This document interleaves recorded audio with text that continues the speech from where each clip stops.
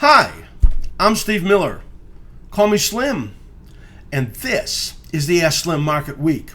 It's a look back at what happened in the financial markets in the past week and a look forward to what might happen in the next week.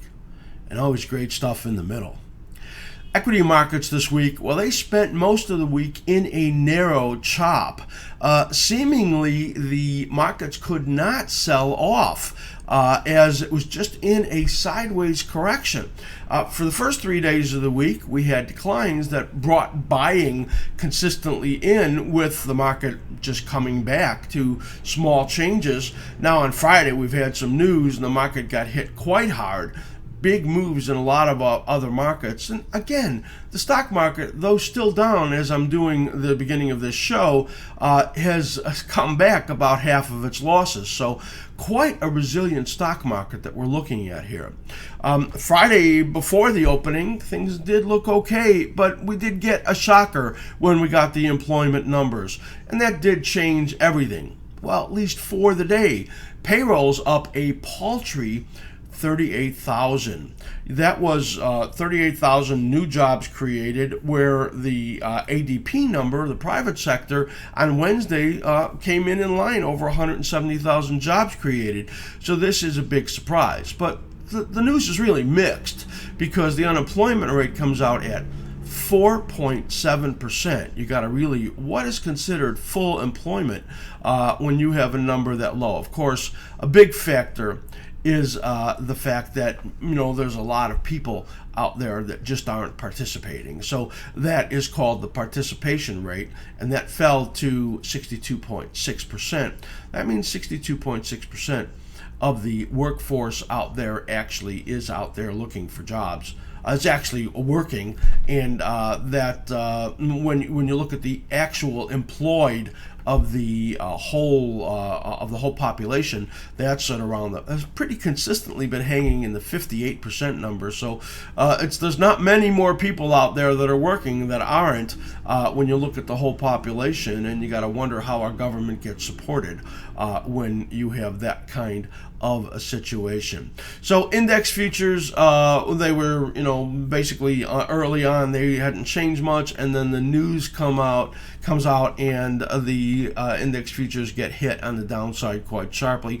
But bonds absolutely screamed, and the dollar took a huge hit, 1.5% on the downside. That is a big hit for the dollar, and it had come to a point where we thought it was ready to have a pullback in there, and the bond market really took a giant leap also up on there. 30 years up about 2 full points when that news came out. And of course the gold market took a big leap also, because as the dollar moves down, then gold moves up, as they are inversely correlated. So we've had these big moves, and the dollar has not really recovered at all yet today, and gold hasn't really given up any ground that it made in there. So everything has pretty much been sitting in the same place, except for the stock market that's had a partial recovery, as I said, been doing all week long. ISM number also came out, which was a little bit weaker, and the data really had been stronger coming into these numbers for the last month or so, and everybody thought that June was the time that the Fed would be raising rates, and now they could be on hold. I've seen a couple of the Fed heads out there chatting away today and talking about, well, maybe they should wait for more data because it looks like the employment situation is weakening. Actually, I think the number probably is an anomaly. We're not going to see another number that's as weak as we saw here. And, the Fed has been in this great experiment since 2008. This is a long period of time. And they really have to consider whether or not they should be down at this level of rates at all, and whether they should be normalizing no matter what is going on. Now, think about this. They have essentially manufactured these low rates, as so many of the central banks have done. So what that does is it messes up all of the data, everything that we get. It's all of asset pricing is based on this Fed grand experiment. All of business decisions are based on it. All of the earnings reports are based on it. There's a huge amount of earnings that would be much worse actually if the average S&P company was paying for borrowing money what they did normally up until this grand experiment. So we have nothing is real about all of the numbers that we see out there. It's all based on false numbers created by this false level of cost of money, and at some point the Fed is going to have to fix this, and we're going to pay a big price for this down the road. In the meantime, we have a very strong stock market, and we have seen the resilience, and this market does not look like it wants to go down. Today was a big excuse on Friday for a big break, and it wasn't really able to do it. The day is not over yet, but I still think that in the next month or so, we're going to get a test of the highs in the stock market. We'll talk more about that in our short-term view coming up at the end of the week, along with the fact that I think that this move up in bonds and this move up in gold is temporary, and I think that we're going to see a reversal of that in the coming weeks. So you want to check that out in the short-term view that's coming up at the end of the show. Let's take a look at what actually did happen this week when we look at the 60-minute chart of the S&P 500. Of course, it was a 4-day week. There was trading over in the European market, so there was some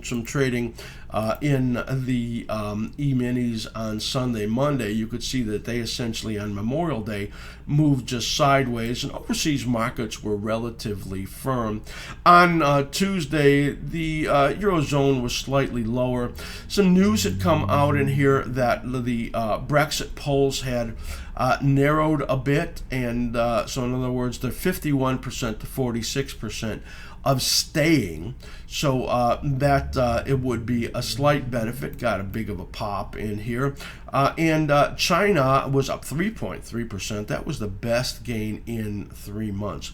But what happened right over here is that oil reversed to the downside right there, and that brought selling into our market. So we had this break, but look what happened on the close as buyers came in right there, and we had this big pop way up over here, practically got up to unchanged, settled down a little bit on the day. On Wednesday, the world markets edged lower again. You can see in here as Abe delayed the tax hike by 2.5 years, and then Japan fell 1.6% when the yen surged on that news. So a big move up in the yen, and there was a flight to safety then also on Brexit, as they were again talking about how dangerous it would be and the domino effect if they did decide to leave. And this vote is close, and it's coming out at the end of this month. So what happened? Well, on Wednesday, the markets, of course, sold over during the day, but then the buying came in. Oil had a $1 pop right there, just out of nowhere, and it really sent the markets back up. So what looked like a pretty sizable lower opening got there, but then it rallied throughout the rest of the day. So there you could see that resilient market. On Thursday, the world markets were small down. ECB and OPEC were in focus, both of those meetings. Draghi comes out and upgrades growth by about 0.2, and that still only brings it up to about 0.8. Draghi warns that, if the Brexit comes, it's going to be really bad, but they're ready to deal with it, willing to do more stimulus, of course. OPEC, they come out with no agreement, and that really is what hurt the market, because oil took a big hit right over here on that OPEC news. You can see that, and that sent the E-minis down. They were really weak. The ADP news comes out pretty much in line with estimates, but then oil couldn't stay down. The buyers come back in, and look at this, the stock market rallies for the rest of the day. And Friday comes, and we have that news. So you could see markets doing nothing, waiting for the employment number, and then right over here, 38,000 jobs created, which is just plain stinko. Unemployment rate at 4.7%, and we take a huge hit in there as we fall 20-something points on the E-minis. You can see that long tail right over here as it bounces back, and it's been trying to bounce back all day long. Down all the way down to 2083, and now trading at 2095 as I'm doing this with 2 hours left to go in the day. So really trying to bounce back, and as you can see, a very, very resilient stock market. That's my word of the day, resilient. They just keep coming, and that's usually a sign of a strong market, a market that has, in a corrective phase, moving sideways, lots of chance to go down, and doesn't, just continues to try to bounce, and that might mean some rallies coming in the next few weeks, and we'll look at that at the end of the show. Take a look at our economic calendar, and you'll see right over here that there is, well, very, very little going on this week. In fact, earnings-wise, you can see the only thing in our 330 stocks we follow is Lululemon coming out before the opening on Wednesday. There are no significant economic events coming this week at all. Anything that might have a little bit of movement in the market might be consumer sentiment here at 10 a.m. on Friday. But overall, there's not a lot in here, and it's going to be the markets pretty much up to them to see where we go. That's it for the opening segment, and we're going to be right back with the best of the week and worst. See you in a moment.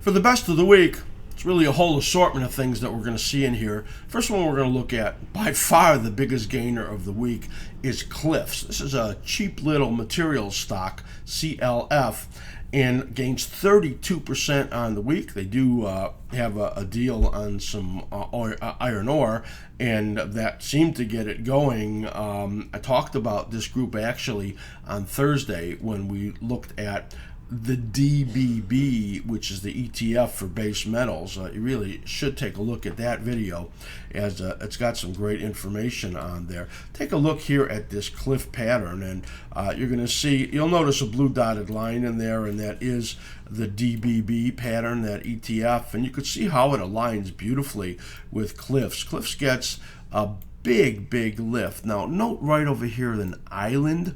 Islands on weeklies are really rare, and they are very bullish. And that is the gap down and then the gap up. I switch over to the daily here for you to see this. Bring it in from the 10-year, and look at this just gorgeous island in here. Let's just grab it right here, because there's a gap here and then a gap right up over here. So here is your island right there, and breakaway gaps over here, momentum turning up. You can see every day buying coming in there. So Cliff just looks massively positive in there. 32% gain on the week, and we would say it's just the beginning. I could see this easily getting past the $6 number, and you could see in here we've got our projection, which shows it doing so, and these cycle patterns which are turning up. So great looking chart there in Cliff. Take a look at Ciena, C-I-E-N, and this stock, well, didn't lose quite as much as expected, and that seems to have caught everybody by surprise. Still lost money, but look at this week in here. That's up over 22% on the week. This bottom in here is a little early for us, so we kind of missed the timing on that one, but you can see the patterns in here as it rallies and sells off, rallies and sells off, and now rallies. The amount of this rally getting up to this high over here says a major bottom is in place, and now what we want to do is look for places to buy in there. We also did a video this week that included a bunch of bullish stocks and also bullish sectors. One of them was the manufacturing sector. Joy Manufacturing is in that category. Deere is also having a decent week. Joy up 16% on the week. Really don't see any news in here that gave it this lift, but we have this cycle pattern right in here that is due to turn up over here, and it looks like it turned up early on us also. So when you get these early upward turns, that is bullish. This is a big basing cycle pattern in here, and now turning up on the early side, we'll just rate this as bullish. We believe it's going well above this last high at 22.11. That would be another 10% gain, maybe even higher levels than that coming. So joy in this group of manufacturing stocks, doing very, very well, and an inverted head and shoulders forming in there. And we think this is just the beginning of the up move in here in this also. So Kors, K-O-R-S, this gains 14% on the week. And it was a pretty good earnings beat, pretty rare for retail stocks these days. So gains 14%. This is 3 in a row that we're showing you of early bottoms. When you get this kind of action, it's bullish for the stocks, bullish for markets. Here you could see this pattern in here, which was due to bottom in about 2 weeks, and it decided to bottom already. So this is a classic double star morning star pattern in here. These two little doji stars, and then this bar that goes up more than halfway into the down bar. This is a very nice looking pattern in there. When we look here at the daily, you can see in here that it has an island bottom in there also. So a bottom formed in there. Now resistance in this one is coming up at around the, we'll call it $51 to $52 area, right up around these old bottoms and this area of the 89-day moving average. So we think it's going to get up close to there and then probably stall out. We'll say 51 bucks, maybe about the best we'll see in this move in this phase of it, but then maybe better later on. So this is a look at Kors, K-O-R-S, which looks like it's had a decent bottom. We also had in the retail group Deckers, D-E-C-K, that's up 9% on the week on an earnings beat. It's at some big resistance area right there. So we are not excited about that one at all. We think 54 to 55 is the spot where Deckers is going to run into some trouble. I'm going to look at a couple more in here, but before we get there, one more in the retail is Dollar Tree. That's up about 7% on the week. This is the second week after a good earnings report. It posts a breakaway gap, and that pattern in there we will call as solid. Take a look at Micron MU in the technology category. This stock getting a good lift. We had loved this stock, and that was a couple years ago when we thought they were doing a great job in the mobile category, and they really fell off. Now you can see it gets a lift in here, and I want to show you just these last few cyclical patterns in here, so you can see what it's looking at here. So there's a bigger pattern and a smaller pattern. So here's the big pattern. You could see that right in here, and then this pattern right in here, right? So it's in what we call the secondary rally from the half cycle. This one gave you 3 little weeks and then fell. This one is giving you 3 weeks, but it's better, you see, because it went to a new recovery high where this one didn't do that at all. So we believe a big base is being formed in here, but this doesn't really end until the August period, and then third, fourth quarter of the year is when we think it's better. So getting up here to the right around this 34-week moving average tends to be some resistance. We think it's a bottom being formed, and it's going to take more time. So we're not chasing this one up, and it is 8% up on the week. We have to talk about the gold stocks because we've had this big up move in gold. And we had talked about, and if you see our future speak, that the gold pattern has sharply deteriorated and that we expected a bounce to come. And we thought that better than buying gold, it's better to buy the leverage, which is to be buying the gold stocks. And the GDX looked like it was about to get a rally. So that turns out to be the right thing because, well, with this big up day in gold, for the week, gold stocks are pretty much up across the board, about 4 or 5%. So that has proved to be correct. And we have the GDX pattern also up 4 or 5%. I want you to see what that looked like and why we were bullish in there in GDX. Let's take a look here a little closer at this pattern. And we had believed that there was a correction coming right into this time frame. We've had it on our daily charts also, and that we were then going to get a rally in here. That's this cycle bracket right in here that's pointing to those rhythms. Here's the decline into the support, and you can see the big gain in here. So GDX up 8.7% on the day, and up over 5% on the week. So this is a strong move in there, and might even be more like 7% in the week since it's trading up near the highs.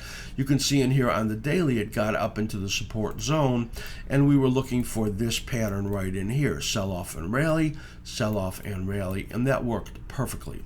Now this is a little bit of a breakaway gap. It could have a little more time in there on the upside, and based on that weekly pattern, the probabilities of it testing that high right up over here are very good, right up around 26. So we still think there's a little more room in here, though we really have wanted to buy the stocks while it was in the support area and not really chase them up here. Take a look just at Newmont NEM, and you'll see a similar situation where it was due to come down into support. You could see it touch the top of the support zone and then had this big bounce up in here, up also 8.5% on the day in here in Newmont. So gold stocks having a good week, all based on this gold move, all based of course on the break in the dollar, a big break, really a big move today, and that is really what we expected. If you look at our Future Speak, which is on Wednesday, when we look at 24 different futures charts, we talked about dollar coming up to the top of the channel and likely to turn down, and man, did it ever do that. So that's really what's helping these gold and silver stocks and the GDX, the miners, the miner ETF. All right, that's it for the best of the week, and we're going to be right back with the worst.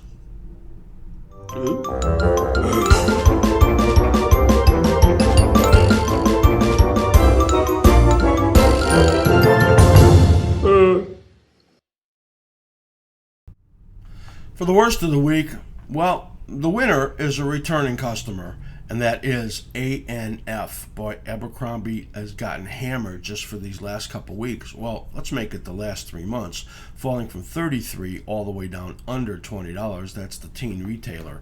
And this week down another 13% on top of the decline from last week after its poor earnings report.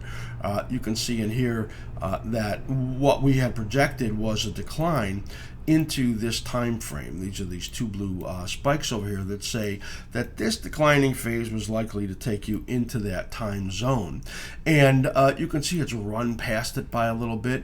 We are expecting a bounce. This is late, and often when stocks are very bearish, they run longer on the downside. Well, because sellers are just desperate to get out, so they keep pushing it down. Then we get into this bouncing or rising zone over here. That's what we're expecting. This pop up here maybe into the area of about 22.5, so that would be a reasonable bounce in there, and then probably struggling from there. So just really in tough shape in here, and we would say the stock is really going to be a dead stock. Not a lot of hope in here unless somebody is really interested in taking it over, which so far we don't hear much about that. So this is a pretty tough retail environment that we're in right now. Solar City down 10% on the week. Solar City's a stock that is just absolutely getting hammered. But I'd rather look at CSIQ, which is my favorite of all of the solar stocks. So Solar City really negative, and CSIQ we believe is turning up. This is probably the best value in solar. And a lot of this, might have to do with the political background. Certainly, if Hillary Clinton moves ahead in the polls and she's so pro-solar, and Donald Trump speaks against solar, saying that the payback isn't there. Well, it's got something to do with the polls. In the meantime, this is the pattern we waited for. It was really looking for a decline exactly into this time period and then moving up. So this stock down 10% on the week.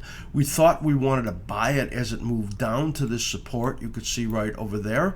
And if we look on the daily, it'll be a little clearer to you. So I'm going to take a look at the daily chart here and bring that in. And I said, we had this sell signal right there at this 89-day moving average that I would rather buy it in this buy zone if it came back down there.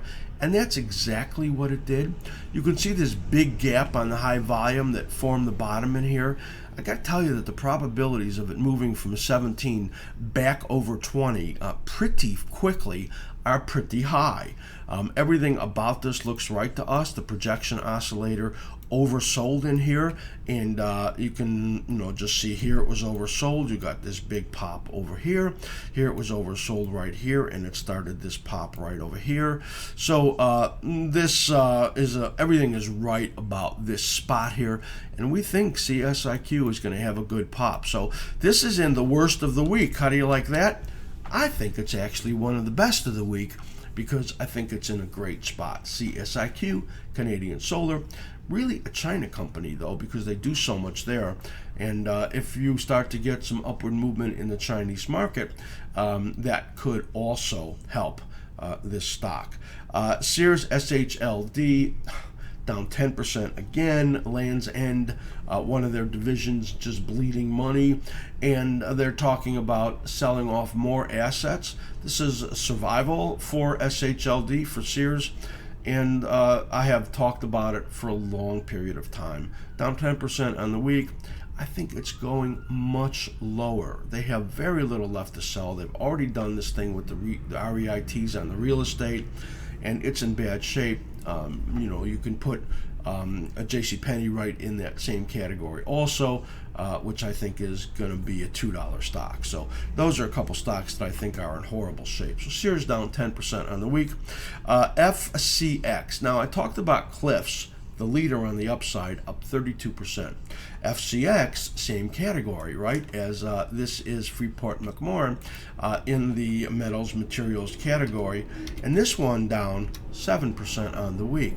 Interesting in here in that I talked about this being so bullish on Thursday, and you really got to watch that segment. It's really one of the great segments we've done in these last months. I think it really does a great job of talking about a lot of basic cycle analysis and how we come to some bigger picture analysis. Here is the look at FCX, and down on the week. Now it's had a bigger bounce today, so it was down more, but now it's come back quite a bit of that. And you can see in here, now we call this nested bottoms. Now, what's nested in here? Well, this one right over here is the FCX pattern. This is the DBB, which is the base metals. This is the copper pattern right over here, which is due to bottom in 1 or 2 weeks. All of these turning up together in here, and we believe FCX is going to get above that level, above that 14 number. It's now trading at 11, and maybe even get to this 15 to 17 number up over here on the fib extensions. So down on the week, it was doing a lot worse, and now has come back today. And here you could see actually this island pattern in here. Actually that 7% down on the week is completely wrong now, because I didn't realize how much it bounced up today. So it's only down a few pennies on the week. Here's a 2-bar island right there, right in the support. There's a minor resistance right up there around 1260. So this is in the worst of the week, but it really doesn't belong in here because it made such a big gain today, which I did not notice before I did that. So let's just put this in a buy area. And again, like I said in CSIQ, this pattern in here is solid, and we believe it's going to go much higher. I have to also note that the banks are taking a big hit today. They're kind of down 4 to 5% on average, and they've come back a little bit also. This, I believe, is a buying opportunity. The financial stocks, which down today, of course, because if the yield curve flattens as it is today, because the long end is up so much, then that hurts earnings for the banks. Now, we believe this is only temporary, that we talked about this being an anomaly, and we'll look at that also in the short-term view. And that if that's the case, then we think that the buyers are going to come back into bonds, into the banks, and that they'll be selling bonds. So even though the banks are in the category of worst of the week based on today's move, 4 or 5%, we think, again, one of the best opportunities. That's it for worst of the week, and we'll be right back with our short-term view.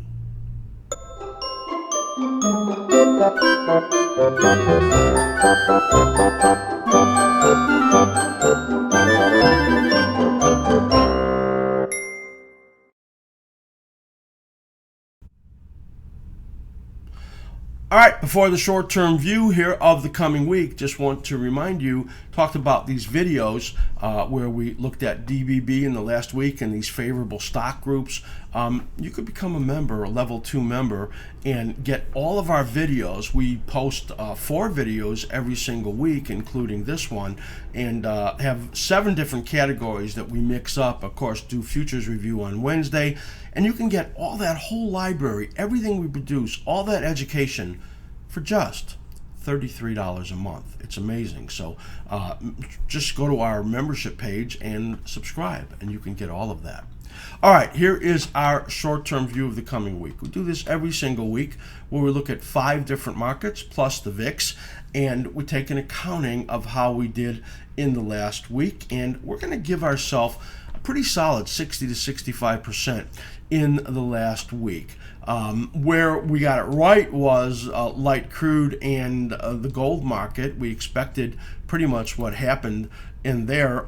We expected the stock market to have a dip in there and pretty much hold in, and not much of a decline, getting ready for another rally over the next few weeks.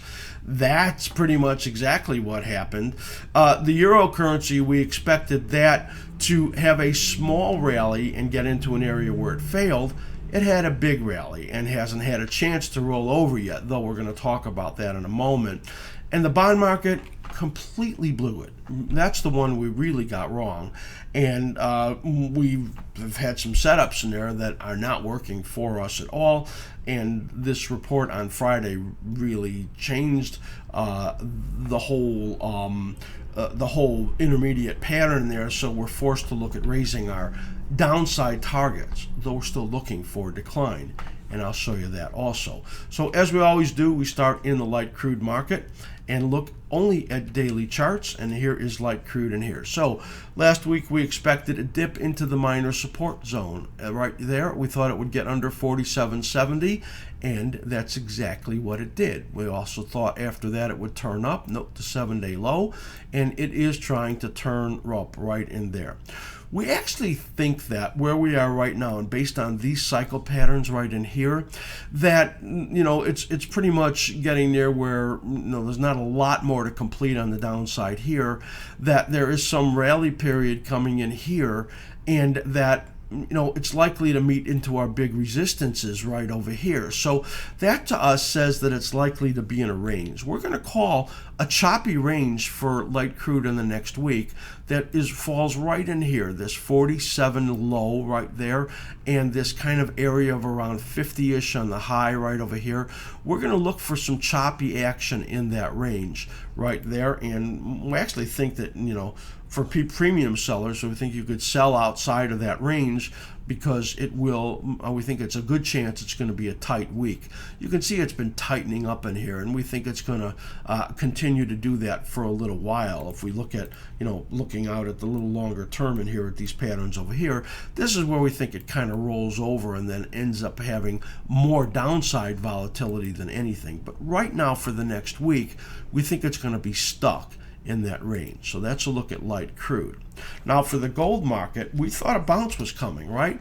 And our targets were the area of, let's just look at this last cycle right in here. Our targets were the area of this resistance area, 1234 to 1250. Those are the numbers we gave last week. And you could see it bounced right up over here to about 1243 into that minor resistance zone. Let's take another closer look at here. And we been making a point of saying, that the best places where to buy were in the GDX and the minors, and those have proven to be absolutely the best bouncers. This is the pattern we saw. This bounce came a little bit late for us right there, but not bad, and hit that intermediate support zone, comes up to this area. So now what we're looking for is giving some of this back. We think this is a very tough area for it here. It might try to trade up to 1250, and that wouldn't be any kind of a big deal from 1243. But we're going to call this a choppy down period in here as it gives some of it back. Because this is only 4 days into this advance, we don't think it's a total downside reversal. We just think it's going to chop to the downside and have a kind of a modest down week in here, as it's had this giant upside day of $30 here. That big upside move coming pretty much on time for us and following pretty much like we thought. Now, we thought that the euro currency was going to do something similar, that it was going to get a bounce, and the bounce that we had looked for was not as high as it came. So we've had to adjust this dotted line here to reflect this type of a pattern right in here. We think this minor resistance zone that we had in there, got up right to it, though we doubted it would make it, had pretty much, because we thought it would get up to about here and then roll over, we're only going to get half credit for the rally. But now we still do think it's going to roll over. And like gold, and gold and the euro follow each other a lot, because they're both inversely correlated to the dollar. Dollar has this big decline. We're going to think it's going to get a little bit of a bounce in the next week. We think that gold and the euro currency are going to have a choppy down week. So we're going to call, like gold, giving some of this back, and a kind of a modest down week coming in the euro currency. So now we look at the bond market, /ZN. Now, the intermediate picture has not changed. We're still looking for 2 or 3 weeks of potential pretty good downside move. So let's get this computer to update in here, and we'll put that up there. There you go. So here's the Treasury market. So what we have believed was that there was a decline coming out of this resistance area right over here. Now this number comes out today, the employment number, and gives you this big update. So we are 100% wrong for what we said coming in this week. So what has not changed is that all of these patterns in here, these intermediate declines, are still there. This intermediate resistance zone is really important. We don't think it's going to get through that, and we think it's going to turn down, and that a rise in the stock market is going to help that happen. Now, because it's made this big of an advance, our downside projections have to come up. And that is that we only believe that it has to get below this area of about 128.29 to complete this pattern. It could still go lower than that, but because of this big update, it does change that a bit. You can see that we have basically been trading in this range right over here, and we don't think it's going to break the range on the upside. And what we think it'll do is it will break the range on the downside over here, and then after that set up what is going to be potentially a huge rally in the bond market. I shouldn't be giving away all of my longer term picture in here, but we're looking for 2-3 weeks of weakness. We have looked for that. We're wrong this week, and we still think that's coming in here. So we're going to look for a down week, and our short-term view for this week is going to be to test this minor support zone. And if we say giving it back in a small way, that's about 130.09 in there. And then it probably takes more time in here and chop if we're right about this kind of action, fooling around in here like this and then taking a hold on the downside over here. So that's what we're looking for, and we're going to call pretty much like we are calling in gold and in calling in the euro, a modest pullback of this move in the bond market for the coming week. So now let's talk about the stock market. We had expected a modest dip. We talked about the area of about 2080 in the SPX as our downside target for the week. It tried to get down there a number of times, and then the market just kept getting bids and then bouncing out of there. So this period of what we expected to be a modest pullback has proven to be exactly that. The target of 2080 was not hit, but it was not all that far off. Let's take a look at that and what we're looking for in the coming week. So here is that chart, and we're going to have it blow up. We're going to bring it in from this 2-year, and the period of correction that we were looking for, we thought it would get down to the 23.6% right there. That's at around the 2080 number. The slim ribbon, which is positive, and the middle point right there is at around 2084. That's the number it actually got down to right over there, and then started to bounce again. Now, we believe that this period right in here, where there were 2 cycles pushing down, you could see all we could get would be this pattern right in here of sideways chop right there. That's all you could get.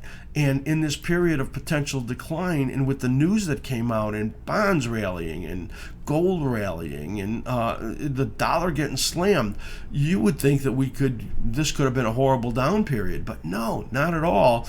Just a minor decline in here, and less than 8 points on the SPX here as we do this final segment on Friday. So what we believe we're entering into in here is this phase right in here. Now, some of this has gotten skewed because of this pattern, which didn't bring this selling at all that we expected.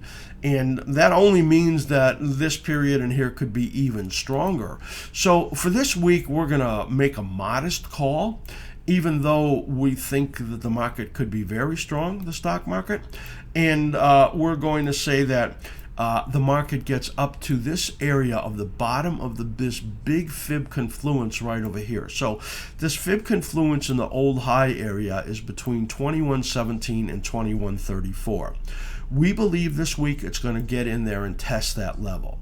And that is not really all that much, really, from what we're talking about right now. That's 24 points. It's less than 1.2%. So it's not very much at all. We believe we're going to get that rally and up into that area. And we'll talk about on Wednesday the higher levels that potentially that this stock market could get to. So right now, everything about this pattern is positive, and everything about supporting patterns that we've talked about this last week in our other videos are positive also. So there's just a lot going on here that says to us, not all that much trouble here for the stock market. And we're going to call this week coming a pretty much modest up week. At best level, maybe 1 or 1.5%, getting up into that resistance zone right there. When we take a look at the VIX, the implied volatility index, CBOE VIX, we kind of shifted this just in a slight way because we wanted it to match up with the cyclical patterns in the study that we have on the bottom, which is the projection oscillator. And you can see in here where the lows come in the projection oscillator right over here, how beautifully that lines up. And we wanted to match that up nicely with the cycle patterns here. So we have a dotted line in here because it took making it a couple of days smaller and shifting it a little bit. And what this says to us is that, well, look at this. While the market's been trying to sell off, there is really no flight to safety in here at all, buying puts. So that says that there are a ton of investors out there that are ready, that are buying the market, and that I think that will continue. This next week in here looks like we're going to continue to see pressure on the VIX, and that's in alignment with what we're looking for of the stock market having an up week. So we think we're going to get an up week in the market. We think the implied volatilities will stay under pressure for the next week, and that is the current slightly revised alignment there in the VIX. And that is it. We've covered it all. We hope you have found a lot of good information in here as we covered what happened and what we think will happen. Send us your comments to slim@askSlim.com, and any questions you have about our content, we'd be glad to answer that for you. We hope you end up having a beautiful weekend, and that this coming week offers you lots of opportunities based on what we brought, because we are always wishing you great trading. Well, I'm going to the city and I'm gonna do a silly show.